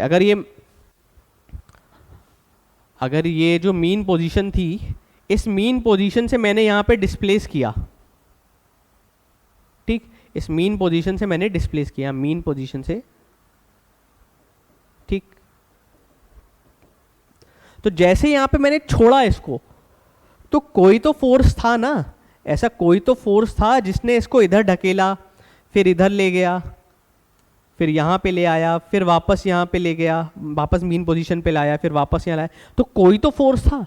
ये इस बॉडी का अपना इंटरनल रिस्टोरिंग फोर्स था। बेसिकली यहाँ पे कौन सा फोर्स है, ये इंटरनल फोर्स है, बॉडी के अंदर ही है, ठीक, रिस्टोरिंग फोर्स। हमने बस इसको अपनी मीन पोजीशन से डिस्प्लेस किया, तो वो रिस्टोरिंग फोर्स जो इसको वापस लेके आया, वो रिस्टोरिंग फोर्स कहलाता है, वही रिस्टोरिंग फोर्स एक्ट करता है नेचुरल वाइब्रेशन में, बस और कोई फोर्स नहीं है, ना ही फ्रिक्शनल फोर्स है, ना ही कोई एक्सटर्नल फोर्स है, केवल एक इंटरनल फोर्स है विच इज रिस्टोरिंग फोर्स, बस, और कोई फोर्स नहीं है। फिर examples of natural vibrations, natural vibrations के जनरल एग्जाम्पल्स क्या है, एग्जाम्पल्स देख लो। When a bob is displaced from a mean position of simple pendulum starts vibrating with the natural frequency, वही सिंपल पेंडुलम का एग्जाम्पल जो अभी हमने पढ़ा, ठीक है। Natural frequency of simple pendulum, simple pendulum की नेचुरल फ्रीक्वेंसी क्या होती है, फॉर्मूला होता है F equals 1/2 pi under root G upon L, ठीक, ये फॉर्मूला होता है, ठीक, इतना कोई जरूरी नहीं है फॉर्मूला पढ़ने के लिए। F क्या होता है नेचुरल फ्रीक्वेंसी, L क्या होता है लेंथ ऑफ पेंडुलम, L जो होता है इसमें लेंथ ऑफ पेंडुलम होता है, G होता है एक्सेलरेशन ड्यू टू ग्रेविटी जो कि 9.8 होती है, ठीक, या फिर 10 भी ले लेते हैं, तो इतना कुछ खास जरूरी नहीं है। हाँ, अब ये ग्राफ पढ़ लो, एम्पलीट्यूड और मतलब basically time displacement time graph क्या होता है नेचुरल फ्रीक्वेंसी का, इसका एम्पलीट्यूड हमेशा सेम रहता है, मतलब वही सेम फ्रीक्वेंसी से वाइब्रेट कर रही है, कभी फ्रीक्वेंसी चेंज नहीं हो रही है, एम्पलीट्यूड भी चेंज नहीं हो रहा है। मतलब अगर मैंने ये पेंडुलम को इतना पीछे ढकेला था तो ये इतनी ही एम्पलीट्यूड पे वाइब्रेट कर रहा है, एम्पलीट्यूड का मतलब तो आप समझ ही गए होगे कि मैक्सिमम डिस्प्लेसमेंट कितना होता है। तो अगर मैंने, समझो, अगर ये एक पेंडुलम है, मैंने इस पेंडुलम को मैक्स यहाँ तक इसको डिस्प्लेस किया, तो ये जो वाइब्रेशन है ये यहाँ से यहाँ तक भी गया होगा, ठीक, तो ये हर वाइब्रेशन पूरा कंप्लीट करेगा, यहाँ से यहाँ तक ही आएगा। ऐसा नहीं कि पहली वाइब्रेशन ऐसी करी, दूसरे में आधे में यहीं तक गया, तीसरे में फिर आधे में यहाँ तक गया, ऐसा नहीं होगा, डिक्रीज नहीं होगा, सेम एम्पलीट्यूड से रहेगा। ये जितना एम्पलीट्यूड पहले था, ये जो जितना एम्पलीट्यूड स्टार्टिंग में था उतना ही हमेशा रहेगा, तो एम्पलीट्यूड हमेशा कांस्टेंट रहेगा, ये हमेशा सेम रहेगा नेचुरल वाइब्रेशंस में। तो यही उसका ग्राफ है, टाइम हमने लिया है एक्स एक्सिस में, डिस्प्लेसमेंट लिया है वाई एक्सिस में। तो पहला डिस्प्लेसमेंट तुम्हारा क्या होगा, ये यहाँ से यहाँ तक दिख रहा है, विजिबल है, हाँ, तो पहला तुम्हारा एम्पलीट्यूड यहाँ तक पहुँचा, ये देखो मैक्सिमम एम्पलीट्यूड, ठीक, फिर नेगेटिव में भी वहीं, फिर दूसरी बार भी सेम पॉइंट सेम एम्पलीट्यूड, देखो एम्पलीट्यूड चेंज नहीं हो रहा और फ्रीक्वेंसी भी चेंज नहीं हो रही, सब कुछ वही है, ठीक। ये एक सिंगल वाइब्रेशन होता है, तो ये सिंगल वाइब्रेशन, ये वाइब्रेशन, ये वाइब्रेशन, ये देखो सब जगह ग्राफ सेम है। एम्पलीट्यूड मतलब बेसिकली इसमें कहने की बात यही है कि एम्पलीट्यूड हर जगह कांस्टेंट रहेगा, एम्पलीट्यूड चेंज नहीं होने वाला, ठीक, नेचुरल वाइब्रेशन के केस में, ठीक, यही लिखा है, amplitude and frequency of the vibration remain same, यही यहाँ पे बोला है, यही यहाँ पे लिखा है। फ्रीक्वेंसी सेम कैसे? क्योंकि देखो उतनी ही वेव, इतनी फ्रीक्वेंसी है, इतने, देखो अगर मैं ये टाइम लूँ, इतने टाइम में कितनी वाइब्रेशन हो रही? 2 वाइब्रेशंस, 1 2, फिर इतने ही टाइम में कितनी वाइब्रेशन हो रही? 1 2, 2 वाइब्रेशन, मतलब वही फ्रीक्वेंसी भी सेम है, वरना ग्राफ बदल जाता, ठीक है। अब बात करते हैं डैम्प्ड वाइब्रेशंस के लिए। डैम्प्ड वाइब्रेशंस क्या होती हैं? ये भी देखो नेचुरल वाइब्रेशंस को अभी तक हम वैक्यूम में कर रहे थे, अगर इन्हीं को हम एयर में या किसी मीडियम में करने लगे तो डैम्प्ड वाइब्रेशन होती है। डैम्प्ड वाइब्रेशन में क्या होता है? केवल जो रेजिस्टिव फोर्स है वो और लगने लगता है, बाकी जो रिस्टोरिंग इंटरनल फोर्स लग रहा है वो तो लगेगा ही लगेगा, साथ ही साथ एक रेजिस्टिव फोर्स भी लगने लगता है, ठीक। मतलब देखो होता क्या है, जो कि हमको नेचुरली हमने देखा है, वो ये नेचुरली हमने देखा हुआ है। तुमने वो फ्री वाइब्रेशन, नेचुरल वाइब्रेशन तुमने देखी नहीं होंगी, वो बस तुम पढ़ रहे हो। नेचुरली जो हमने देखा है रियलिटी में वो ये है। रियलिटी में क्या है?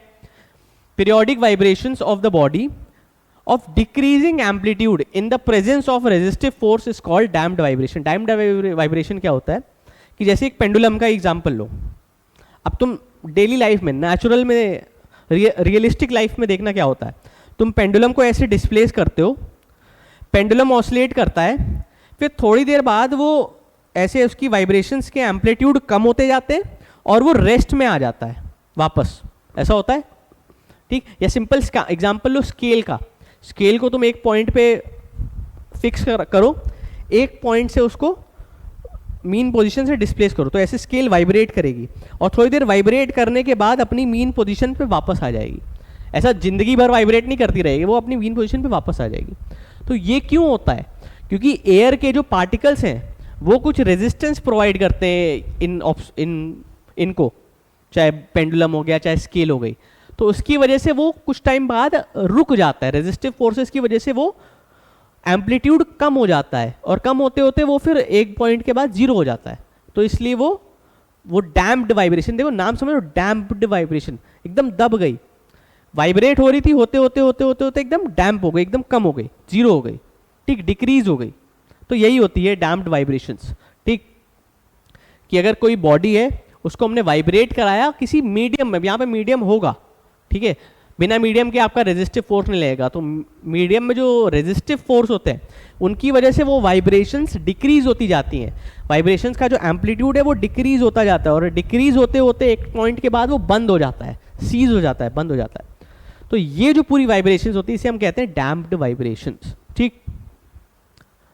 Force working on damped vibration, 2 तरह के फोर्स वर्किंग होते हैं, एक रिस्टोरिंग फोर्स जो कि मैंने बताया इंटरनल फोर्स,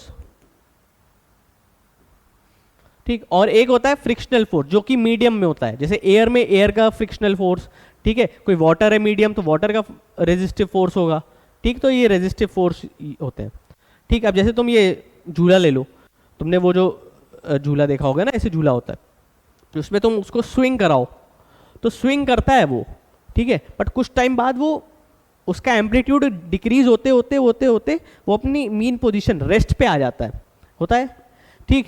चाहे तुमने ट्यूनिंग फॉर्क ले लो, ट्यूनिंग फॉर्क देखा होगा, ट्यूनिंग फॉर्क को अगर तुम किसी पॉइंट पे स्ट्राइक करते हो, किसी भी ऑब्स्टिकल पे स्ट्राइक करते हो तो ट्यूनिंग फॉर्क वाइब्रेट करता है, पर वाइब्रेट जिंदगी भर नहीं करता है, वो कुछ टाइम तक वाइब्रेट करेगा, वाइब्रेट करके फिर वो रेस्ट पे आ जाएगा। तो रेस्ट में क्यों आ जाता है? क्योंकि वो एयर जो होती है वो रेजिस्टिव फोर्स अप्लाई कर रही है, ये जो बॉडी है वाइब्रेट कर रही, पर एयर के पार्टिकल्स भी तो रेजिस्टिव फोर्स लगा रहे हैं, तो इसको वो वाइब्रेट करने से रोक रहे हैं और रोकते रोकते वो एक पॉइंट बाद उसको स्टॉप कर देते हैं। तो यही होती है डैम्प्ड वाइब्रेशंस, ठीक। इसमें 2 तरीके के फोर्स होते हैं डैम्प्ड वाइब्रेशंस में, रिस्टोरिंग फोर्स जो कि बॉडी का इंटरनल फोर्स होता है और एक फ्रिक्शनल फोर्स जो कि मीडियम में होता है, ठीक है। अब यही यहाँ पे डिफरेंस है नेचुरल वाइब्रेशन और डैम्प्ड वाइब्रेशन में। तो पहला डिफरेंस तो यही है कि the amplitude of natural vibration remains constant and vibrations continue for ever.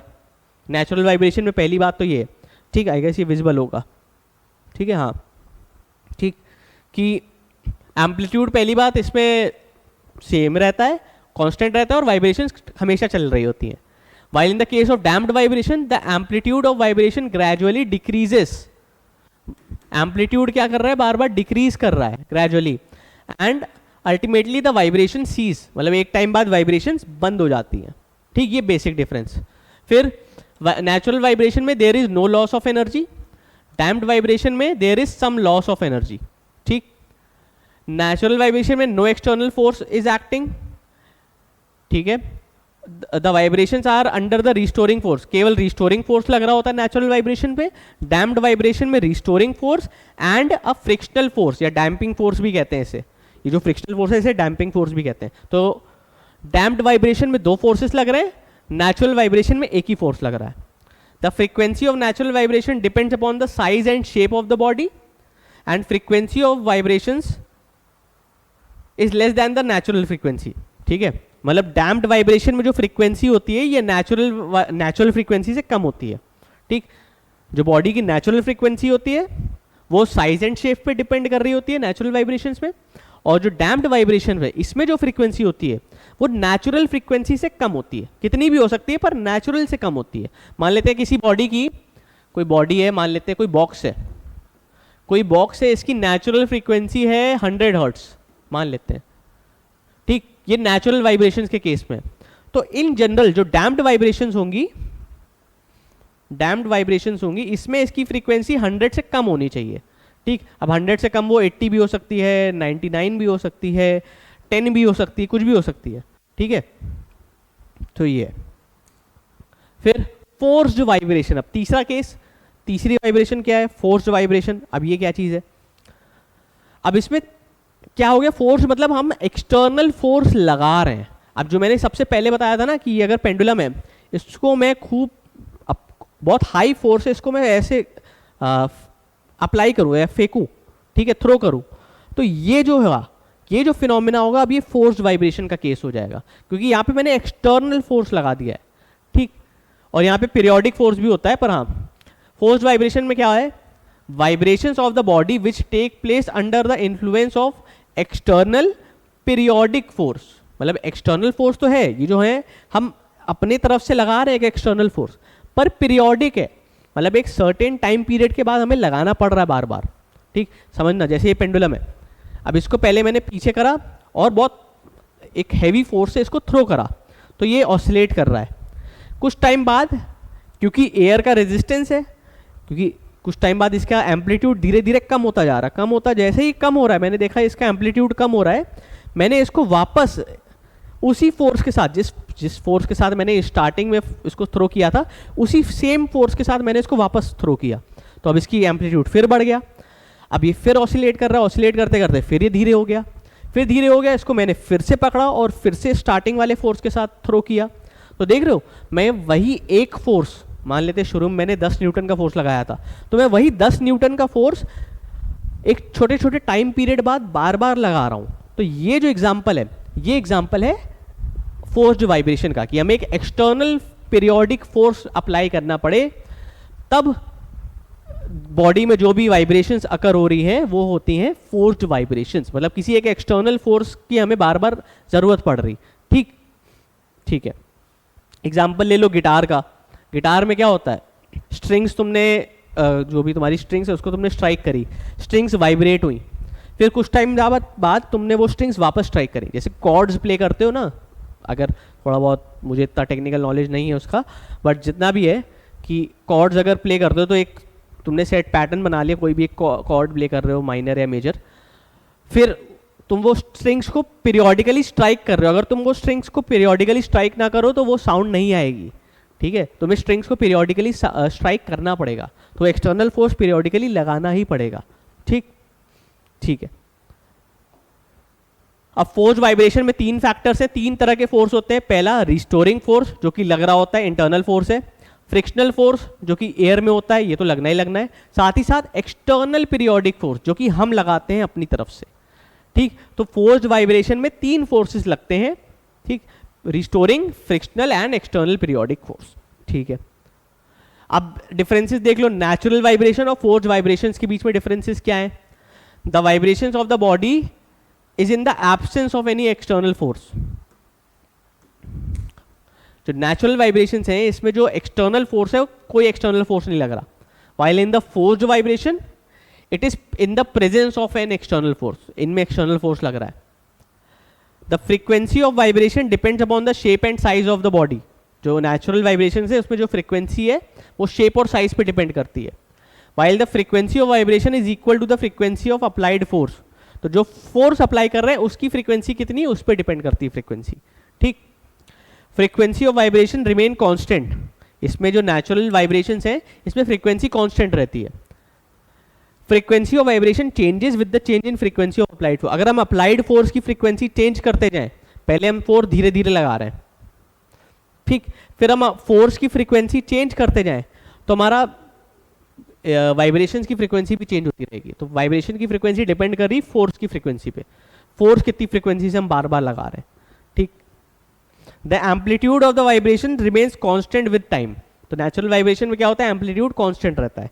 Force vibration में क्या होता है, the amplitude of vibration depends on the frequency of the applied force. मतलब वही कि तुमने अगर फ्रीक्वेंसी कम लगा रहे हो तो और फिर फ्रीक्वेंसी ज़्यादा लगा रहे हो तो उससे एम्पलीट्यूड पे इफेक्ट आता है। ठीक, उसी के हिसाब से एम्पलीट्यूड वेरी करता है। अभी तुम आगे एक और केस देखोगे, फोर्स वाइब्रेशन में एक स्पेशल केस भी होता है जिसे हम रेजोनेंस कहते हैं। अभी आगे इसके आगे वही है कि जब हमारा ये जो फोर्स अप्लाई कर रहे हैं, ये फोर्स अप्लाई करने की फ्रीक्वेंसी, मतलब हम फोर्स पीरियोडिक फोर्स लगा रहे हैं, इसकी कुछ फ्रीक्वेंसी है। मान लो इसकी फ्रीक्वेंसी 2 हर्ट्ज है कि लाइक 2 वाइब्रेशंस हो रहे हैं 1 सेकंड में। पहले हमारी फ्रीक्वेंसी 2 थी, हमने फ्रीक्वेंसी बढ़ाई 4 कर दी, फिर 8 कर दी। हम फ्रीक्वेंसी अपने हिसाब से बढ़ा रहे हैं। फिर एक टाइम बाद जब तुम्हारी फोर्स अप्लाई करने की फ्रीक्वेंसी और इस बॉडी की नेचुरल फ्रीक्वेंसी दोनों मैच कर जाती हैं तो बॉडी एक हाई एम्पलीट्यूड से वाइब्रेट करने लगती है। ये फिनोमेना, मतलब इसका एम्पलीट्यूड पे इफेक्ट आ जाता है। यहाँ पे नेचुरल वाइब्रेशन में हम एम्पलीट्यूड को चेंज नहीं करते थे, वो नेचुरली कांस्टेंट रहता था। यहाँ पे क्या हो रहा है, अगर फ्रीक्वेंसी चेंज कर रहे हो तो एम्पलीट्यूड भी बदल रहा है। और एक टाइम ऐसा आएगा जब फोर्स लगाने की जो फ्रीक्वेंसी है और बॉडी की जो नेचुरल फ्रीक्वेंसी है दोनों मैच कर जाएंगी, उस केस में एम्पलीट्यूड बहुत हाई हो जाएगा। ठीक, मतलब जो बॉडी का जो वाइब्रेट करने का एम्पलीट्यूड है बहुत हाई हो जाएगा। ये केस कहलाता है रेजोनेंस। अब आगे इसी के बारे में, रेजोनेंस क्या होता है, फोर्स वाइब्रेशन का एक स्पेशल केस है। फोर्स वाइब्रेशन का ही एक स्पेशल केस है। क्या केस है, व्हेन फ्रीक्वेंसी ऑफ, हाँ, केस क्या है, कंडीशन क्या है, when frequency of external force becomes equal to the natural frequency of body।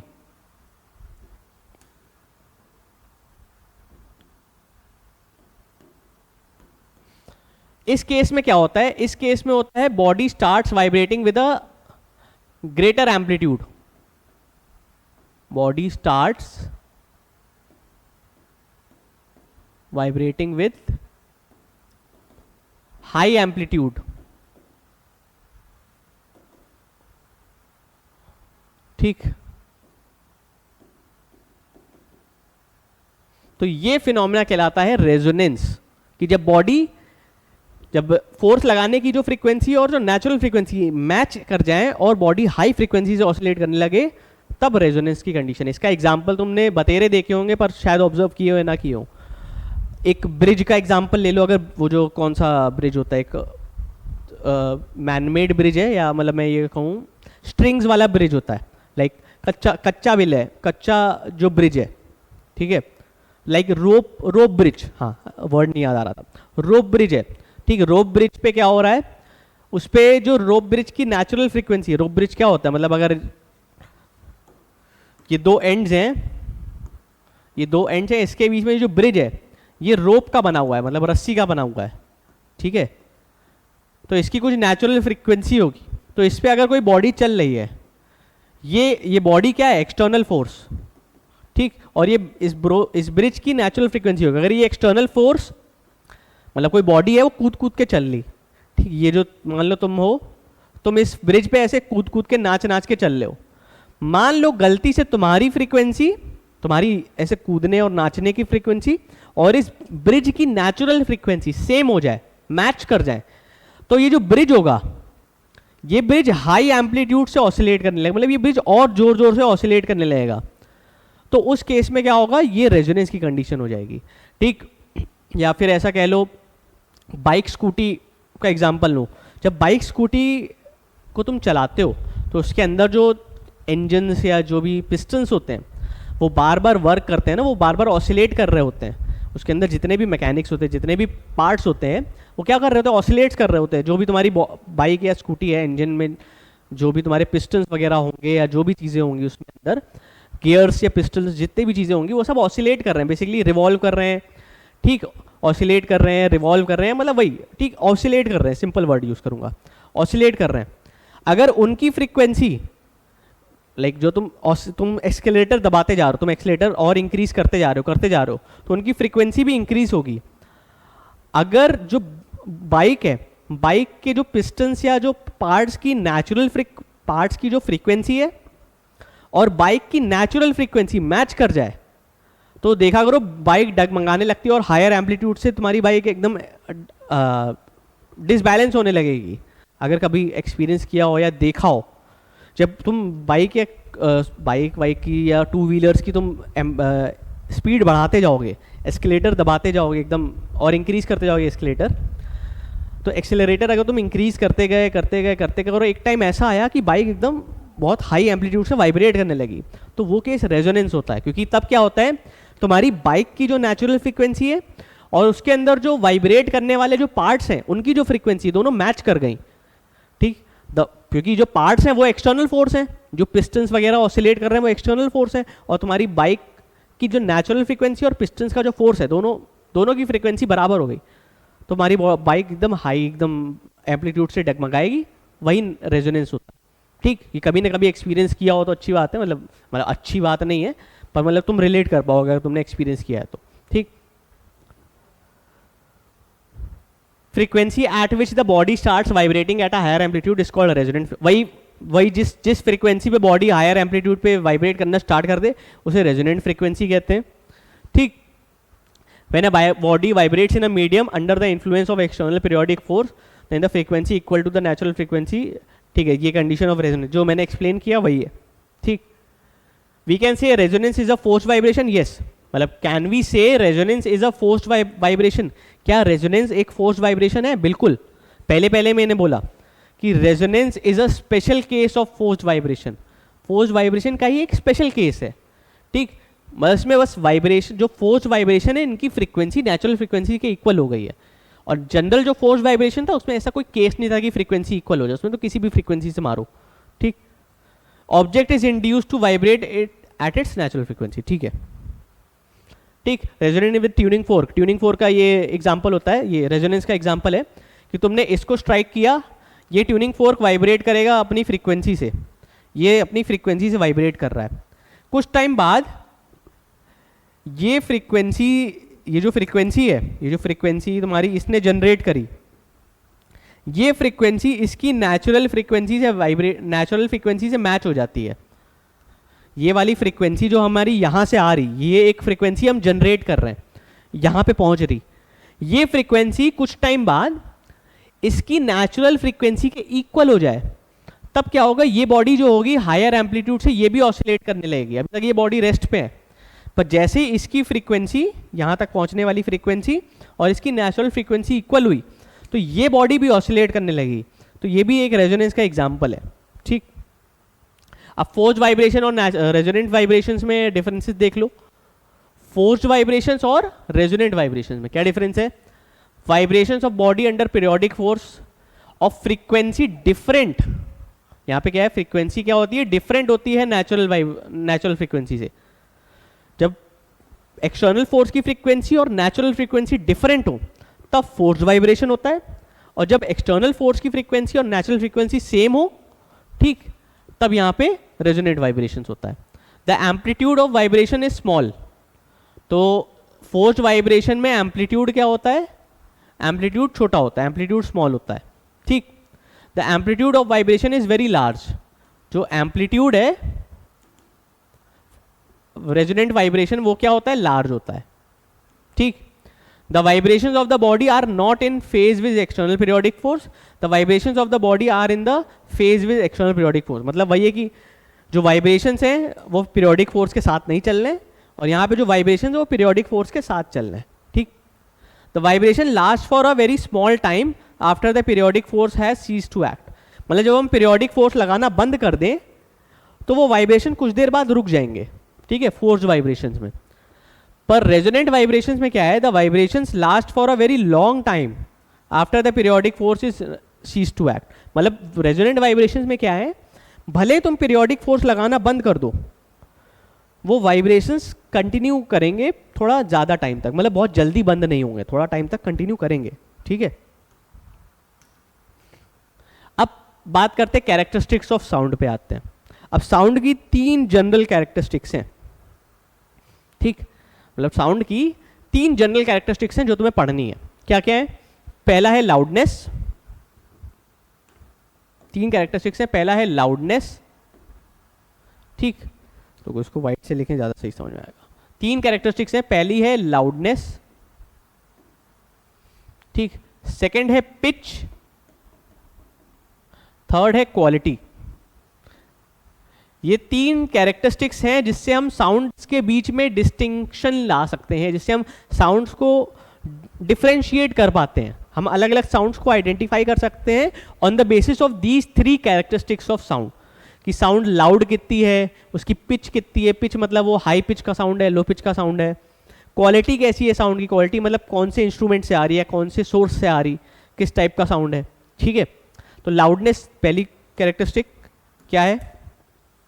Loudness is a characteristic by which a loud sound can be distinguished from a faint one, ठीक, both having same pitch and quality। अब यहाँ पे अगर मैं loudness की बात कर रहा हूँ तो मतलब pitch और quality same है, अगर मैं pitch की बात करूँ तो loudness और quality same होगी, अगर मैं quality की बात करूँ तो ये दोनों same। मतलब किसी एक की बात करूँ तो बाकी दो constant होने चाहिए, ऐसी बात है। अभी यहाँ पे मैं loudness की बात कर रहा हूँ तो ये दोनों में कोई चेंज नहीं है, ये दोनों सेम है, ठीक। तो loudness is a characteristic by which a loud sound can be distinguished from a फेंट वन। मतलब एक लाउड साउंड को और एक फेंट साउंड को हम डिस्टिंग्विश कर सकते हैं। लाउड साउंड मतलब कि जैसे मैं चिल्लाऊं, अगर मैं तेज बोलूं तो इसका मतलब ये लाउड साउंड है, और अगर मैं धीरे बोलूं एकदम धीरे तो ये फेंट साउंड है, समझ लो, एकदम धीरे बोलूं तो ये फेंट साउंड है, और अगर मैं एकदम तेज बोलूं तो ये लाउड साउंड है। तो मतलब वही चीज़ समझ गए होगे, ठीक है। इससे ज़्यादा एक्सप्लेन क्या ही करूंगा यार, ठीक है। तो लाउडनेस, ठीक, a loud sound can be distinguished from a फेंट वन। और भी कुछ चीज़ें हैं, क्या क्या है? लाउड साउंड और फेंट साउंड को हम कैसे डिस्टिंग्विश करते हैं? On the basis of amplitude. क्यों? क्योंकि loudness of sound depends on the amplitude.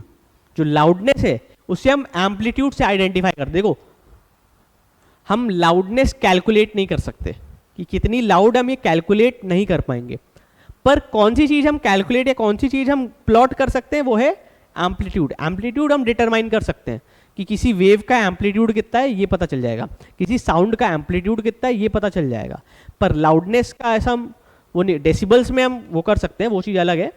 पर ऐसे बताऊं तो एम्पलीट्यूड के through we identify the loudness, या we determine the loudness through amplitude. Amplitude के बेसिस पे हम लाउडनेस डिफाइन करते हैं, कितनी लाउड है, वो लेवल कितना है लाउडनेस का, ठीक। तो अगर जितना ज़्यादा एम्पलीट्यूड होगा लाउडनेस भी उतनी ज़्यादा होगी। तो loudness is proportional to amplitude, directly proportional to amplitude, ठीक है। हालांकि एम्पलीट्यूड का स्क्वायर होता है, ठीक। The greater the loudness the greater the amplitude, ठीक। ग्रेटर एम्पलीट्यूड ग्रेटर लाउडनेस, ठीक। देखो सॉफ्ट साउंड इसका एम्पलीट्यूड कम है, ठीक, और लाउड साउंड इसका एम्पलीट्यूड ज्यादा है, ठीक। तो ये लाउड साउंड और सॉफ्ट साउंड के बीच में डिफरेंस है। फिर factors affecting the loudness of sound, I guess ये इतना क्लियरली विजिबल नहीं होगा, पर देख लो, लिख दे रहा हूं। Loudness is proportional to the square of amplitude, जो कि मैंने बताया, जो लाउडनेस है it is proportional to amplitude का स्क्वायर, एम्पलीट्यूड का स्क्वायर इसके प्रोपोर्शनल है लाउडनेस, ठीक। Loudness varies inversely as the square of distance of from the source. मतलब जो लाउडनेस है वो इनवर्सली प्रोपोर्शनल है किससे? डिस्टेंस से, सोर्स से जो भी ऑब्जर्वर है, मान लेते हैं ऑब्जर्वर यहाँ है, ठीक, और सोर्स यहाँ है, तो इनके बीच का जो डिस्टेंस है इसके इनवर्सली प्रोपोर्शनल, इसके स्क्वायर के इनवर्सली प्रोपोर्शनल लाउड। मतलब वही चीज़ है कि तुम जितना दूर जाओगे लाउडनेस उतनी कम होती जाएगी। अगर तुम वही कोई दो लोग हैं, दो लोग बात कर रहे हैं, जितना पास होंगे लाउडनेस उतनी ज़्यादा होगी, उतना क्लियरली, उतना लाउड साउंड सुनाई पड़ेगा। पर वही अगर तुम उससे दूर होते जाओ तो वो साउंड कम होता जाएगा, ठीक है। तो loudness is inversely proportional to the, ठीक है। Loudness depends upon the surface area of vibrating body, surface area पे डिपेंड करती है। और loudness depends upon the density of the medium. देखो यहाँ पे चीज़ें बताई हैं कि किन किन फैक्टर्स पे लाउडनेस डिपेंड करता है, कौन कौन फैक्टर लाउडनेस को अफेक्ट करता है। तो पहला एम्पलीट्यूड पे डिपेंड करता है, डिस्टेंस पे डिपेंड करता है, सरफेस एरिया पे डिपेंड करता है, डेंसिटी पे डिपेंड करता है। और loudness depends upon the presence of resonant bodies. अगर किसी मीडियम में रेजोनेंट बॉडीज है तो उससे भी लाउडनेस का इफेक्ट आएगा। रेजोनेंट बॉडीज एम्पलीट्यूड इंक्रीज कर देंगी, एम्पलीट्यूड इंक्रीज हो गया तो लाउडनेस भी इंक्रीज हो जाती है, ठीक है। अब दूसरी कैरेक्टरिस्टिक की बात करते हैं, पिच। पिच हम डिफाइन करते हैं to distinguish a high sound from a low sound, या कहूँ grave sound from a shrill sound. अब ग्रेव और श्रिल मतलब क्या है? हाई पिच साउंड मतलब एकदम पतली और एकदम नुकीली चुभीली आवाज़, ठीक, एकदम पतली श्रिल सी वॉइस। और ग्रेव साउंड यानी एकदम डीप हैवी डार्क आवाज़, ठीक है। तो ऐसा है। तो pitch is a characteristic by which a shrill sound can be distinguish from a grave sound, ठीक। श्रिल साउंड मतलब एकदम एकदम पतली आवाज़, ऐसी समझ रहे हो, एकदम आवाज़ एकदम पतली कर दूं तो वो श्रिल साउंड है। और ग्रेव साउंड मतलब देखो एकदम हैवी कर दूं, ठीक है। हाँ, तो मतलब समझ रहे हो, ऐसा है। तो वही चीज़ है, जैसे कि कुछ कुछ की आवाज़ एकदम श्रिल होती है, एकदम पतली होती है, कुछ कुछ की आवाज़ एकदम हैवी होती है, एकदम डार्क होती है, ठीक। तो वही है पिच, ठीक। और यहाँ पे लाउडनेस आउडनेस सब सेम है। तो पिच किस पे डिपेंड करती है? जैसे लाउडनेस को हम डिटरमाइन करते थे एम्पलीट्यूड की मदद से, लाउडनेस हम डिटरमाइन करते थे एम्पलीट्यूड की मदद से, वैसे ही हम पिच को डिटरमाइन करेंगे फ्रीक्वेंसी की मदद से। अगर फ्रीक्वेंसी हाई है तो मतलब पिच भी हाई है। High frequency determines high pitch sound. High pitch sound का मतलब श्रिल, ठीक। हाई पिच का मतलब श्रिल साउंड, जितनी हाई पिच होगी, रुको, अगर हाई पिच साउंड है तो मतलब वो श्रिल साउंड है, अगर लो पिच साउंड है मतलब वो ग्रेव साउंड है, ठीक। लो फ्रीक्वेंसी मतलब लो पिच साउंड, ठीक। भाई हाई पिच साउंड है मतलब उतनी पतली आवाज, उतनी श्रिल आवाज है, एकदम चुभने वाली, कान में चुभने वाली, ठीक है। और लो पिच साउंड है मतलब वो एकदम ग्रेव, एकदम डीप हैवी, ठीक। तो ये लो फ्रीक्वेंसी की साउंड है। लो फ्रीक्वेंसी होगी तो लो पिच होगी, ठीक। और वही लो पिच बोलो, लो फ्रीक्वेंसी बोलो, ठीक है, एक ही बात है। ग्रेव साउंड बोलो, ठीक। High pitch, shrill, low pitch, grave, ठीक। इसमें लो फ्रीक्वेंसी होती है, इसमें हाई फ्रीक्वेंसी होती है, इसमें लो फ्रीक्वेंसी होती है, इसमें हाई फ्रीक्वेंसी होती है, ठीक। अब पिच भी एक, अच्छा ठीक है। अब अगली क्वालिटी है, अगली वो है कैरेक्टरिस्टिक क्वालिटी। क्वालिटी को हम टिम्बर भी कहते हैं या वेव फॉर्म। क्वालिटी को हम कैसे डिटरमाइन करते हैं? वेव फॉर्म की मदद से। मतलब जितने भी साउंड होते हैं, जितने भी, क्वालिटी हमें बताता है कि साउंड किस सोर्स से आ रही, किस टाइप का सोर्स है। अब देखो तुम क्वालिटी कैसे डिटरमाइन करोगे? एक गिटार से निकली हुई साउंड और एक पियानो या कीबोर्ड से निकली हुई साउंड, दोनों डिफरेंट है। एक फ्लूट से निकली हुई साउंड और एक तबले से निकली हुई साउंड, दोनों डिफरेंट है, ठीक है। एक वायलिन से निकली हुई साउंड और एक गिटार या यूकेलेले से निकली हुई साउंड, दोनों डिफरेंट है, ठीक। तो ऐसे अलग अलग जो सोर्सेस हैं उनसे निकली हुई साउंड अलग अलग है। ये बता रहा था, मतलब जैसे डिस्टिंक्ट, अगर वही क्वालिटी क्या है, ये एक ऐसी कैरेक्टरिस्टिक है साउंड की जिससे हम अलग अलग टाइप के साउंड को, अलग अलग टाइप के साउंड के बीच में हम डिस्टिंक्शन ले सकें। एम्पलीट्यूड सेम हो सकता है, फ्रीक्वेंसी सेम हो सकती है, पर क्वालिटी अलग। मतलब कैसे बता रहा हूँ, जैसे एम्पलीट्यूड यहाँ पे देखो सेम है, इसका एम्पलीट्यूड ले लो और इसका एम्पलीट्यूड ले लो, सेम है। इसकी फ्रीक्वेंसी ले लो, इसकी फ्रीक्वेंसी ले लो, ये भी सेम है, ठीक। पर दोनों की क्वालिटी अलग अलग है, दोनों का देखो सोर्सेज अलग अलग हैं, ठीक। एग्जाम्पल के तौर पे ले लो, जैसे कोई तुम्हारा फेवरेट सिंगर है, अरिजीत सिंह ले लो, ठीक।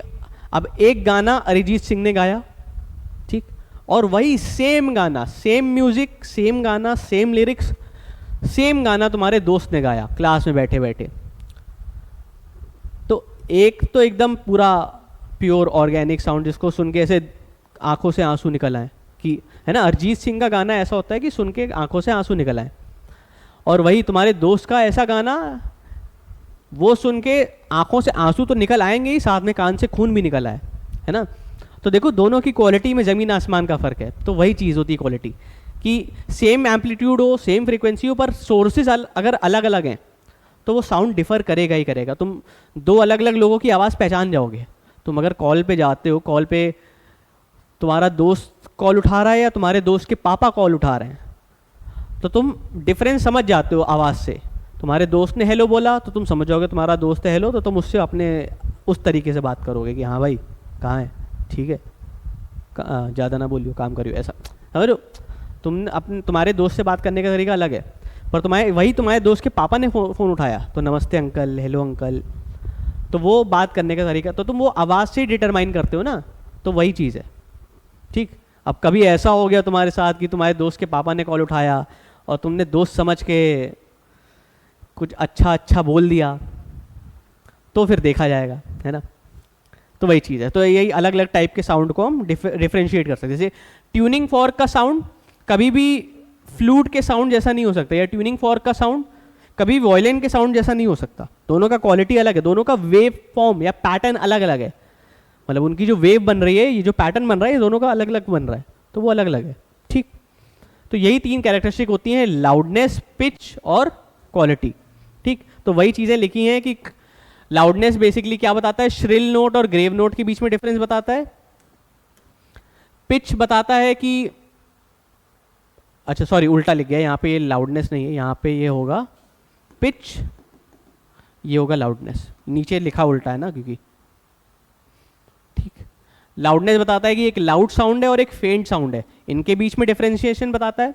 पिच बताता है कि एक श्रिल साउंड है और एक ग्रेव साउंड है, इनके बीच में डिफरेंस बताता है। क्वालिटी बताता है कि साउंड किसी दो डिफरेंट सोर्सेज से आ रही है, कोई दो डिफरेंट इंस्ट्रूमेंट से आ रही है, तो उनके बीच में डिफरेंस बताएगा। पिच डिपेंड करती है फ्रीक्वेंसी पे, लाउडनेस डिपेंड करता है एम्पलीट्यूड पे, और क्वालिटी डिपेंड करता है वेव फॉर्म पे, जो वेव फॉर्म पैटर्न बन रहा है वो क्या है, ठीक। और दैट नोट यहाँ पे तुम्हारा ये साउंड वाला चैप्टर खत्म होता है। साउंड चैप्टर में यही सारी चीज़ें थी। इन सारी चीज़ों को भी तुम अच्छे से पढ़ लेते हो, समझ लेते हो ना। तुमने ये वीडियो देख ली ना बस अगर, और इसके बाद अगर तुम्हें ज़्यादा थोड़ा और एफर्ट डालना है तो एक बार बुक को, वही जो चैप्टर है इसको रीड कर लो। 2 दिन लेके, पहले दिन आधा घंटा, दूसरे दिन आधा घंटा, 2 दिन लेके तुम सिर्फ रीड भी कर लोगे तो भी तुम्हारा ये चैप्टर प्रिपेयर हो जाएगा, ठीक है। तो ये मैंने अपनी तरफ से जितना एफर्ट लगा सकता था मैंने लगाया तुम्हें समझाने के लिए। इस चैप्टर में इससे ज़्यादा और कुछ समझने वाला नहीं है। फिर भी कोई दिक्कत, परेशानी, क्वेरी, डाउट आए तो तुम कमेंट सेक्शन में मेंशन कर सकते हो, ठीक है। फिर मिलते हैं, तब तक के लिए good night, bye bye, tata, see you.